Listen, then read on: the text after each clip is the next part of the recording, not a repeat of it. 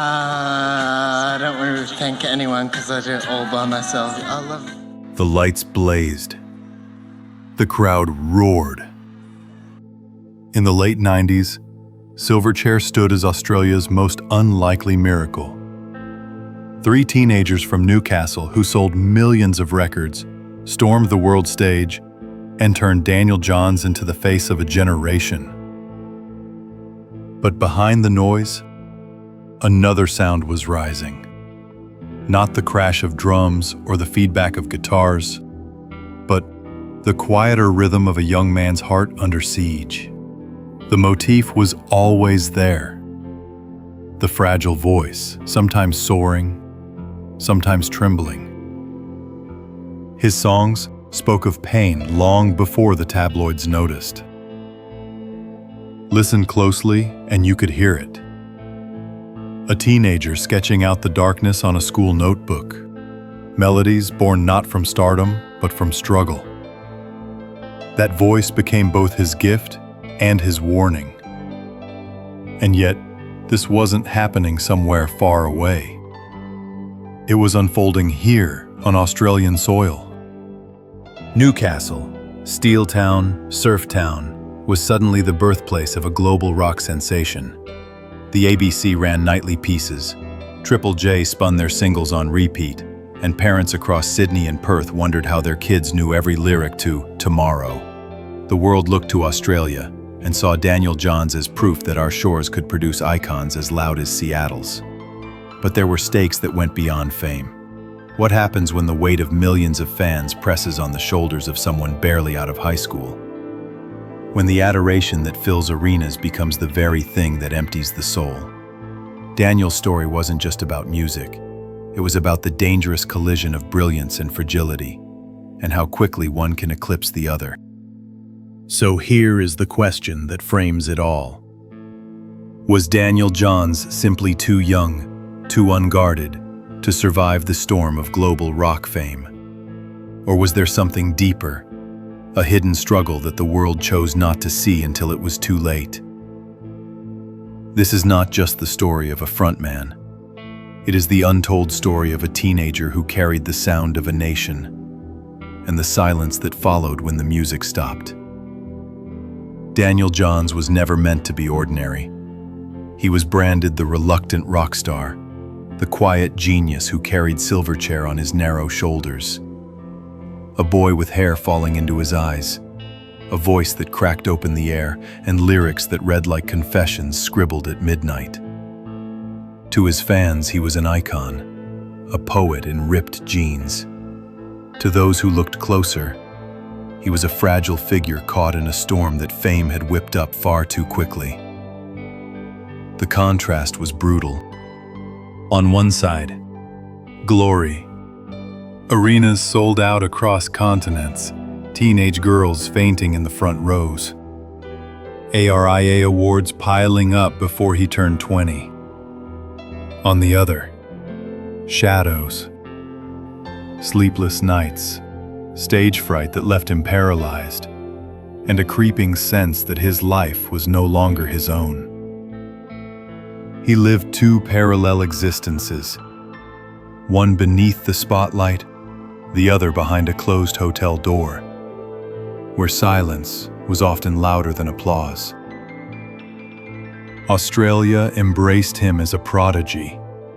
Triple J hailed him as the voice of youth discontent.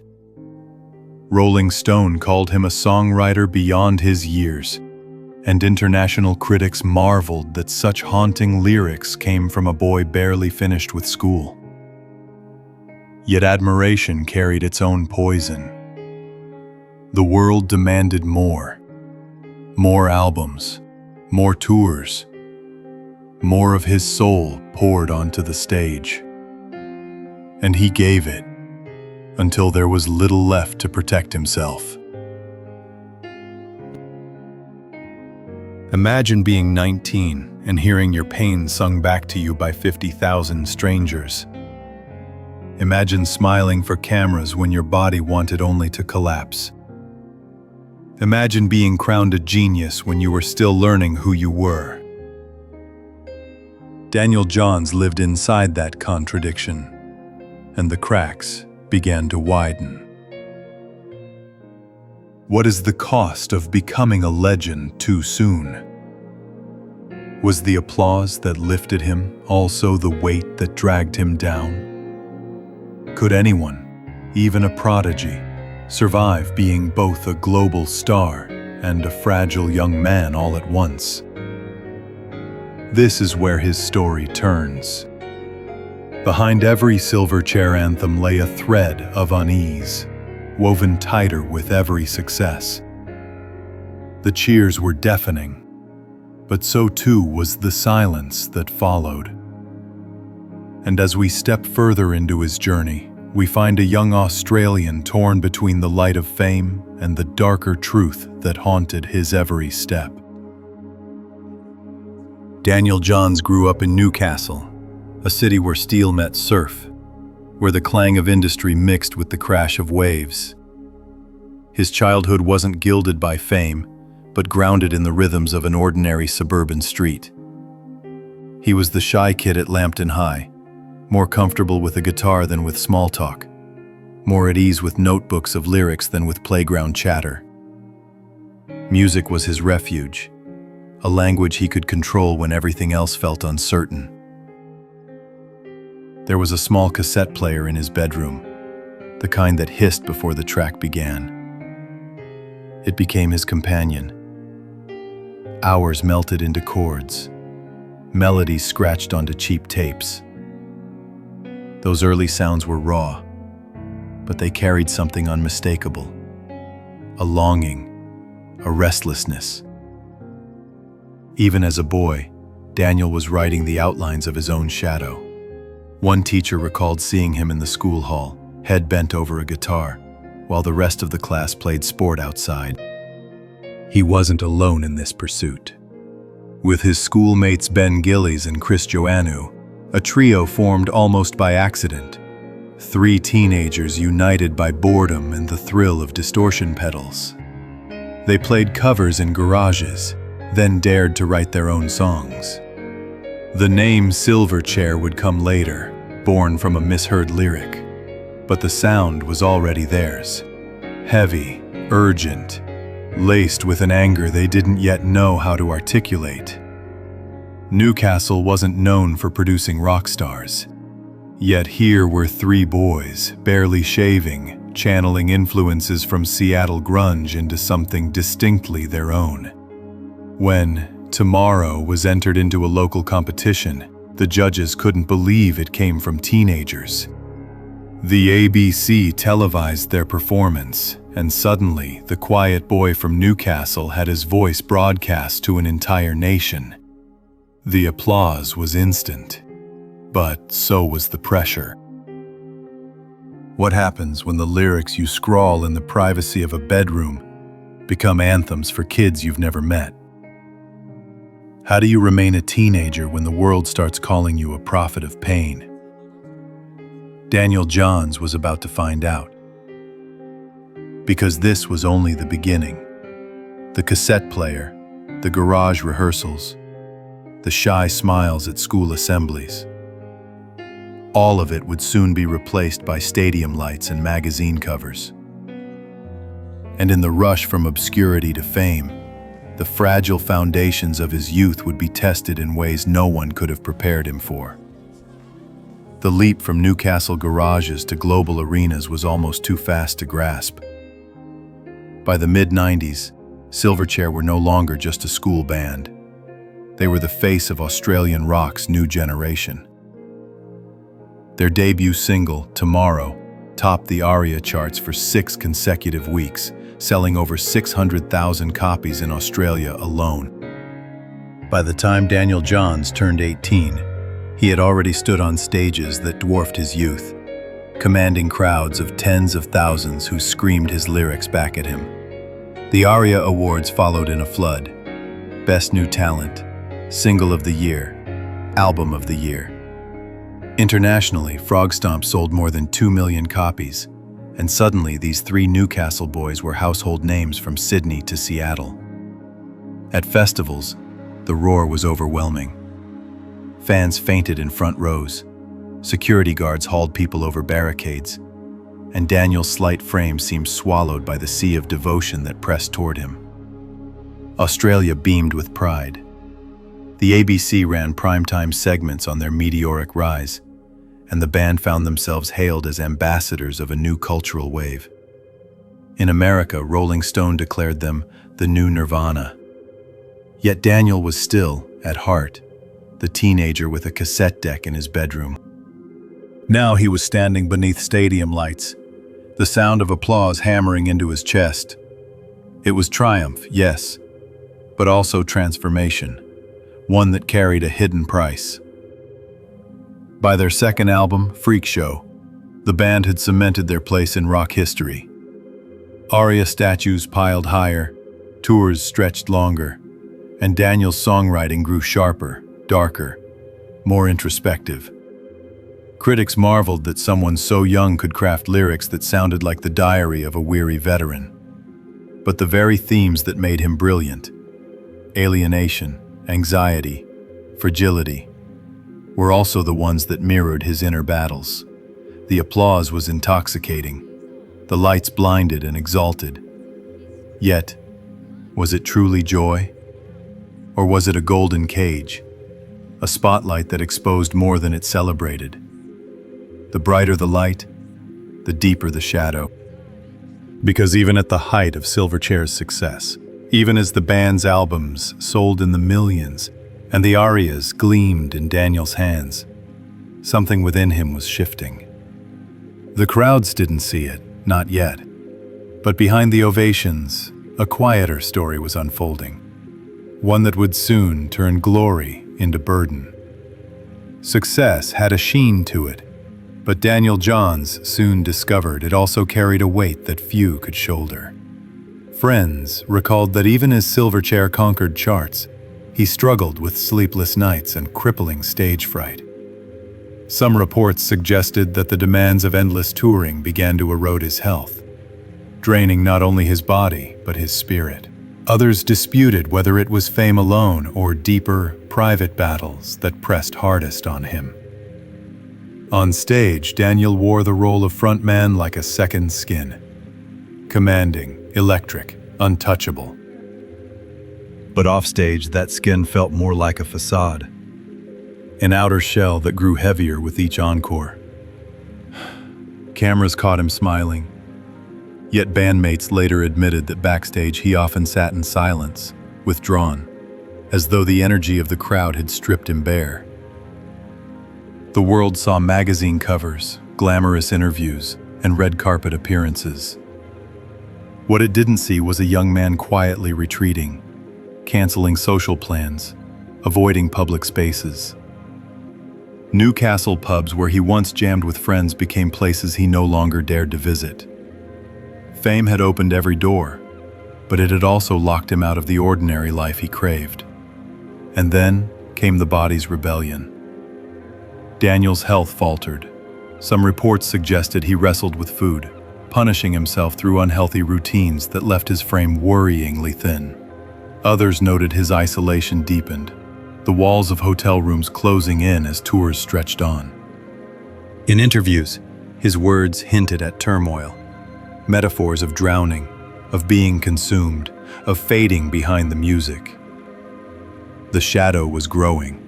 Could the boy who gave voice to a generation survive the very expectations that voice had created? Or was the applause that lifted him now the very echo that haunted his nights? By 2002, the tension reached breaking point. The Daniel Johns the world thought it knew, the prodigy, the poet, the frontman, was crumbling under pressure. Something had to give, and when it did, the world would watch in shock as one of Australia's brightest stars stepped away from the very stage that had made him a legend. The year was 2002, and the collapse came not with a bang, but with a series of quiet retreats.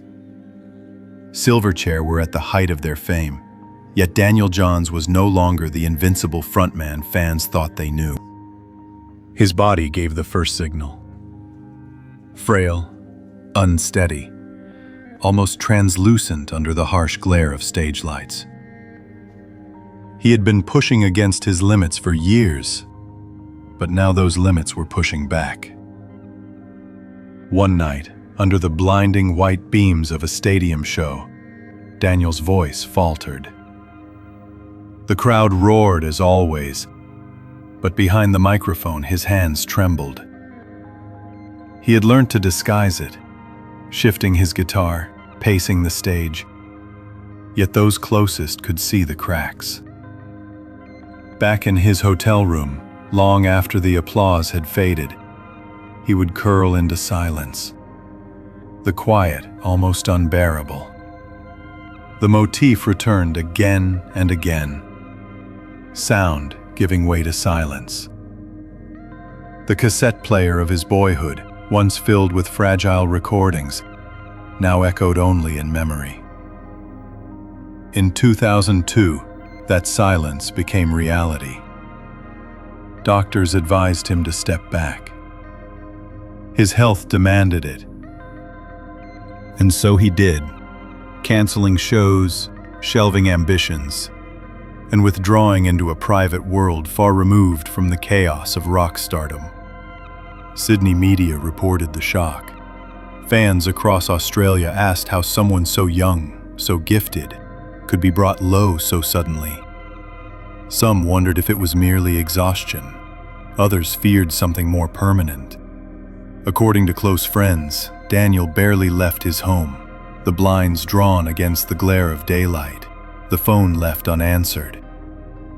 A rock god reduced to a whisper. And yet, there was something profoundly human in this tragic end to his first chapter. The Prodigy who once conquered global charts had become just another young man battling frailty, searching for strength. What would happen now? Could he rebuild from the ruins? Or was this the end of Silverchair's golden flame? It was a haunting scene. Arenas empty, guitars resting in silence, and a nation left wondering. The boy who had given them anthems for their youth had vanished into quiet seclusion. But even in that silence, questions refused to die. What really drove Daniel Johns to retreat? Was it only his health, or something darker that no headline dared to name? In the wake of Daniel Johns' retreat, the headlines came thick and fast. Officially, the story was one of health. Doctors urging rest, his body too fragile for the relentless grind of tours. The band released carefully worded statements, assuring fans that Daniel was recovering, that the pause was necessary. But for a public raised on anthems like Tomorrow and Freak, the explanations felt incomplete. Some media outlets framed it as the natural end of teenage stardom. How could anyone, they argued, sustain the glare of global fame when that spotlight had first shone at just 15? According to one ABC profile, Daniel was a man devoured by his own genius. Others painted him as a victim of the industry, a boy turned brand, sold to the world before he had even finished growing. Then came the rumors.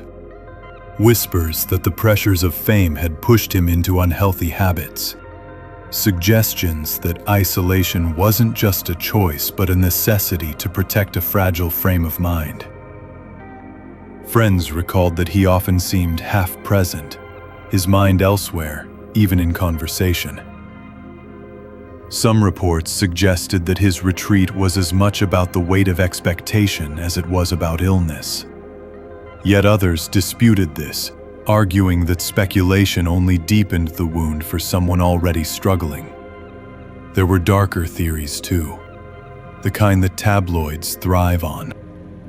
Was it exhaustion alone, or had the music itself become too much to bear? Was the very act of translating pain into song draining the life out of him? One journalist wrote, "He sang our nightmares, but who carried his?" And so, a showdown of narratives emerged. On one side, the official version, a tragic but temporary collapse of health. On the other, the whispers of a deeper unraveling, a secret struggle that no press release could sanitize. Which was the truth? Or could both be true at once? The body breaking under the strain, while the soul buckled under a burden it never asked to carry.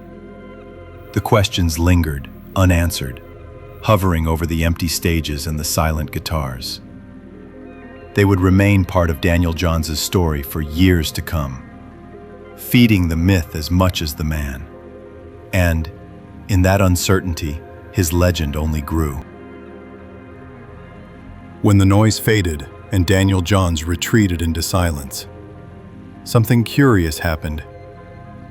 His absence became as loud as his presence once was. Across Australia, fans replayed old concerts broadcast on ABC, watched grainy festival footage, and held on to those haunting lyrics that had once poured out of a Newcastle teenager. The music lingered, not just as nostalgia, but as a soundtrack to lives still unfolding. Tributes surfaced in unexpected places. At university parties in Melbourne, someone would put on Tomorrow and suddenly the room would fall into a collective sing-along. In Sydney, buskers strummed Anna's song on street corners, their voices fragile but defiant. Perth radio stations ran retrospectives, reminding listeners that Silverchair were not just Australia's band of the 90s. They were part of the national fabric, as distinctly ours as the Opera House or the MCG roar. When Daniel finally stepped back into public view, years later, he was no longer the teenage prodigy. He was a man who had survived his own collapse, and in that survival, fans found a new kind of heroism. His openness about fragility became a form of strength, reshaping the way Australians spoke about fame, health, and the hidden costs of brilliance. Where were you the first time you heard Silverchair? Was it blasting from a friend's car stereo, or echoing through a crowded high school gym? Did you feel, even for a moment, that someone out there understood the chaos inside your own teenage heart? That was Daniel's gift, to give shape to feelings too heavy to name. And so, his legacy is not measured only in awards or record sales, though there were plenty of those. It lies in the remembrance, the afterglow, the trace he left in the lives of millions. Applause that turned to silence, yes, but also silence that carried an echo, still felt today. Daniel Johns' story resists simple endings. It was never just a tale of a band, a frontman, or even a prodigy undone by fame. It was the story of a boy from Newcastle whose fragile voice carried the weight of a generation, whose music gave words to the silence many felt but could not name. From the clang of steelworks to the waves on Merriweather Beach, his journey began in ordinary places, only to erupt into extraordinary stages. He gave the world tomorrow, but for him, tomorrow was always uncertain. He filled stadiums with sound, yet sought peace in quiet rooms. He became both the face of triumph and the symbol of fragility, a reminder that behind every anthem there is a human heart that can only beat so fast. The boy in a bedroom with a cassette player never truly disappeared. He remained inside the man who had to step back when the lights grew too bright. And yet, there is no shame in that retreat. Perhaps it was the truest act of survival, to withdraw, to rebuild, to choose health over applause. By doing so, Daniel Johns showed us another form of courage, the ability to say no when the world demands yes, to protect one's fragile core when everyone else insists on more. That decision, too, is part of his legacy. So the question returns, looping back like a refrain.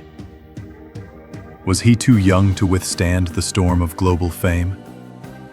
Or was he wise enough to step away before it consumed him entirely? The answer may never be clear. What remains is the music, the memory, and the echo of his voice. Still trembling, still powerful, still ours. Where were you the first time you heard Silverchair? Was it on a scratchy Triple J broadcast? Or in the back seat of a friend's car, windows down, volume loud enough to rattle the glass? Did you hear your own fears mirrored in Daniel's lyrics? Your own youth reflected in his fragility?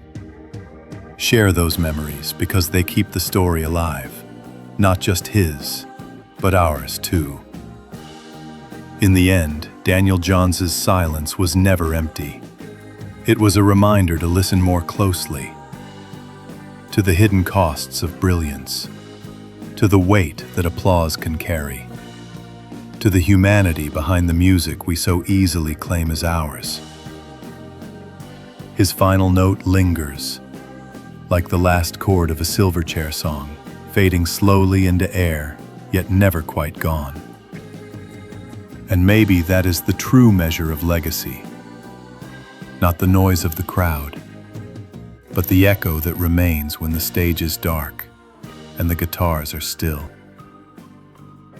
An echo that asks us, what do we remember and what do we choose to carry forward?